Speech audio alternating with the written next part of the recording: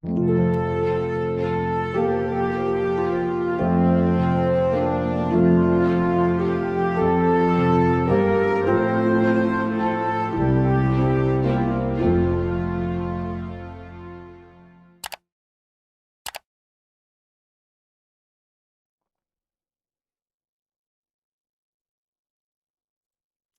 tal, amigos de Ministerio Séptimo Milenio? Bienvenidos a este tercer capítulo de El deseado de todas las gentes, visto o analizado a la luz de la doctrina de Dios.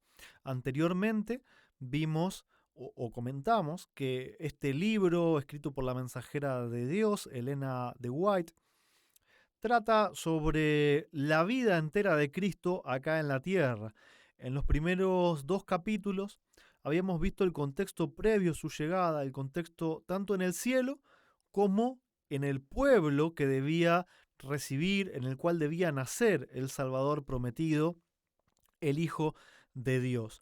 Hoy sí, ya vamos a introducirnos en lo que es el cumplimiento del tiempo, como bien lo describe este título, ¿no es cierto? Y nos comienza diciendo este capítulo número 3: mas venido el cumplimiento del tiempo, Dios envió a su Hijo para que redimiese a los que estaban debajo de la ley, a fin de que recibiésemos la adopción de hijos. Entonces vemos que otra vez la sierva de Dios nos dice que Dios envió a su Hijo, que Dios tenía un hijo a quien enviar, y en ningún momento ella declara que se hizo hijo por el hecho de haber venido, sino todo lo contrario, que ya era hijo y que ese hijo fue enviado para que nosotros podamos ser adoptados como hijos. La venida del Salvador había sido predicha en el Edén. Cuando Adán y Eva oyeron por primera vez la promesa, esperaban que se cumpliese pronto. O sea, Adán y Eva entendieron con ese primer sacrificio de un cordero, habían entendido que el Hijo de Dios iba a venir a morir por nosotros a este mundo. Y nos sigue diciendo que eh, dieron gozosamente la bienvenida a su primogénito, esperando que fuese el libertador.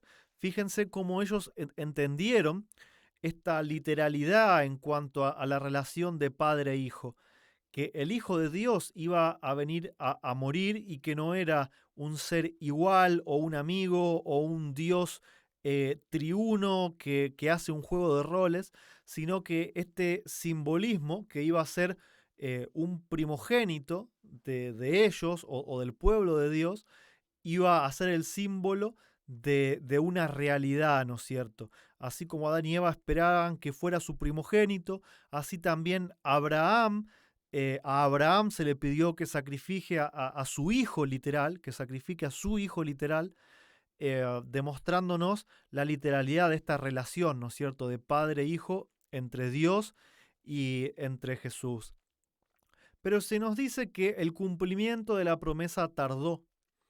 Los que la recibieron primero murieron sin verlo. Desde los días de Enoc la promesa fue repetida por medio de los patriarcas y los profetas, manteniendo viva la esperanza de su aparición, y sin embargo no había venido. Entonces se nos sigue relatando, ¿no es cierto?, que la historia de este pueblo eh, pasó, siguió esperando a este Salvador prometido, pero esta promesa parecía tardarse, ¿no es cierto? Sin embargo, así como Dios cumplió con el tiempo de otras profecías, como la liberación del pueblo de Israel de los egipcios, se nos dice que así también fue determinada en el concilio celestial la hora en la que Cristo había de venir, y cuando el gran reloj del tiempo marcó aquella hora, Jesús nació en Belén. Y la sierva de Dios cita el versículo que dice: mas venido el cumplimiento del tiempo, Dios envió a su Hijo. ¿Sí? Hago énfasis en que Dios envió un hijo, que tenía un hijo a quien enviar.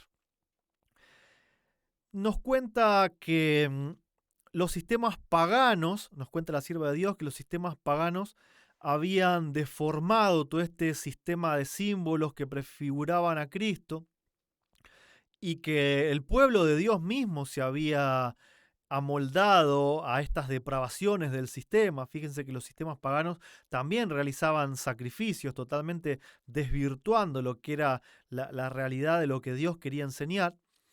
Sin embargo, se nos dice que aunque la luz de la verdad parecía haberse apartado de los hombres, había almas que buscaban la luz, llenas de perplejidad y tristeza. Anhelaban conocer al Dios vivo, a fin de tener cierta seguridad de una vida allende a la tumba. Llegó el punto que la gente ya no sabía qué es lo que pasaba después de la muerte, no sabían a dónde iban, de dónde venían, y tenían un anhelo, un deseo de conocer al único Dios verdadero. Y esto es también el caso de nuestra época. La gente está totalmente engañada por religiones falsas, por sistemas totalmente desfigurados que nos enseñan a un Dios que no es real, a un Dios que no es padre, a un Dios que no tiene un hijo, a un Dios que son varias personas juntas y que no es ese gran Jehová, ese gran hacedor, sino que es un grupo que está conformado de varias personas. En ese mismo estado lamentable se encuentra todo el mundo, todos los hijos de Dios en esta época. Pero sin embargo, hay mucha gente que está anhelando conocer al Dios vivo, al único Dios verdadero. Y así como esos hombres que se mantuvieron fieles a pesar de toda la idolatría, también nosotros podemos ocupar el lugar de estas personas, dando a conocer al mundo a este Dios vivo, ¿no es cierto? Vamos a avanzar a la siguiente cita que está señalada.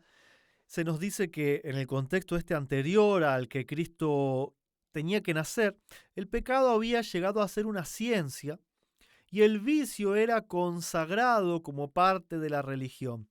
La rebelión había hundido sus raíces en el corazón y la hostilidad del hombre era muy violenta contra el cielo. Se había demostrado ante el universo que separada de Dios la humanidad no puede ser elevada. Y fíjense la siguiente frase. Dice, un nuevo elemento de vida y poder tiene que ser impartido por aquel que hizo el mundo, por Cristo. O sea, un nuevo elemento de vida y poder tiene que ser impartida por Cristo, ¿sí? Para que la humanidad pueda ser elevada. Esto obviamente está haciendo referencia al Espíritu Santo. Cristo mismo había estado con el pueblo de Israel en la zarza ardiente, en la columna de fuego, en las columnas de nube. Había venido en persona con Abraham y se había manifestado también en el santuario a través de la Shekinah. Sin embargo, todo esto no había sido suficiente y ahora un nuevo elemento de vida y poder tiene que ser impartido por Cristo, por aquel que hizo el mundo. Con intenso interés, los mundos que no habían caído habían mirado para ver a Jehová levantarse y barrer a los habitantes de la tierra. Los mundos no caídos esperaban que Dios destruya todo después de que el hombre había pecado, ¿no es cierto? Pero si Dios hubiese hecho esto, Satanás estaba listo para llevar a cabo su plan de asegurarse la obediencia de los seres celestiales. Hubieran considerado un Dios malvado, asesino, ¿no es cierto? Si no lo obedeces, te mata. Eso es lo que Satanás acusaba. Él había declarado que los principios del gobierno divino hacen imposible el perdón. Si el mundo hubiera sido destruido, habría sostenido que sus acusaciones eran ciertas. Estaba listo para echar la culpa sobre Dios y extender su rebelión a los mundos superiores. Pero en vez de destruir al mundo, Dios envió a su Hijo para salvarlo.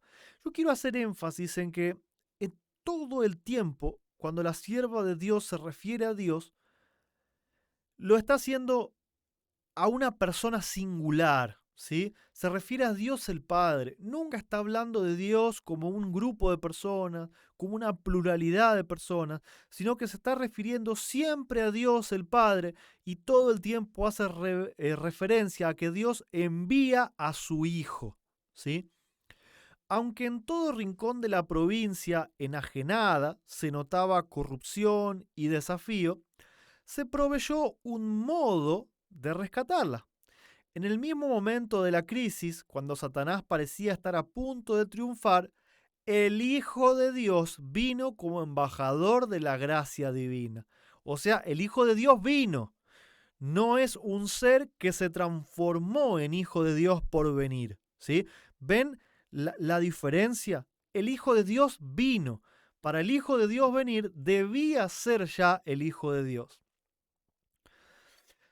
Satanás estaba regocijando de que había logrado degradar la imagen de Dios en la humanidad. Entonces vino Jesús a restaurar en el hombre la imagen de su Hacedor. Nadie excepto Cristo puede amoldar de nuevo el carácter que ha sido arruinado por el pecado. Si ustedes prestaron atención, la vez anterior que subrayé en color turquesa era una cita que hacía referencia al Espíritu Santo.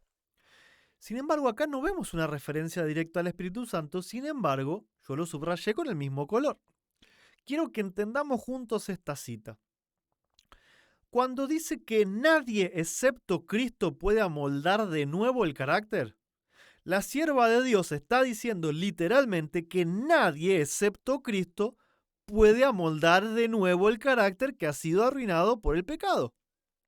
Entonces, si alguien te enseña que tiene que venir un Dios diferente, un tercer ser llamado Dios, a restaurar el carácter, a vivir en tu corazón, vemos que esta no era la creencia de la sierva de Dios. Está diciéndonos de que solamente Cristo es quien va a trabajar en nosotros para amoldar de nuevo el carácter.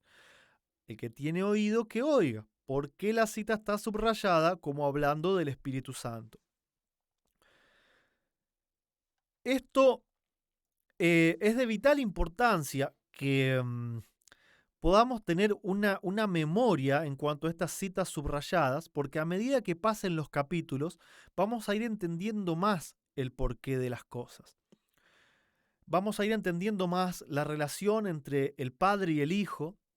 Vamos a ir entendiendo más cuál es la identidad del Espíritu Santo, quién es el Espíritu Santo, cómo trabaja, por medio de quién. Vamos a ir pudiendo resolver estos enigmas que se nos plantean en la mayoría de las religiones, que no tienen una lógica, que no tienen un sustento bíblico y que se nos pide que aceptemos por fe, porque hay alguna que otra mención y por eso deberíamos inferir.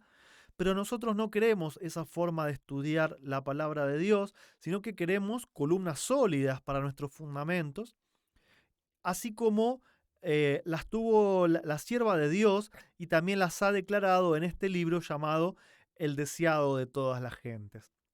Los invito a que puedan suscribirse al canal, tocar en la campanita para recibir la notificación de los próximos videos, ¿sí? Esto fue el capítulo número 3 de esta serie, titulada El deseado de todas las gentes, a la luz de la doctrina de Dios. Queremos conocer al único Dios verdadero, a Jesucristo, a quien ha enviado, y a esa vida divina que Él nos imparte para poder restaurar nuestro carácter a la imagen de Dios. Bendiciones para cada uno de ustedes y los espero para la próxima.